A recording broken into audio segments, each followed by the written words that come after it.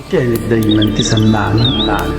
دايما تسمعني كلام فتافيت من السك، أدوق واسكر ودوب أكتر فأتخد، كلام يخطفني من كل، يلازمني كما ظل، يعلي نبض إحساسي، يحلي دنيتي وناسي، يفجر شمسي روح فيا، يخلي الأرض حواليا بساط أخضر، واتوه منها واتخدر.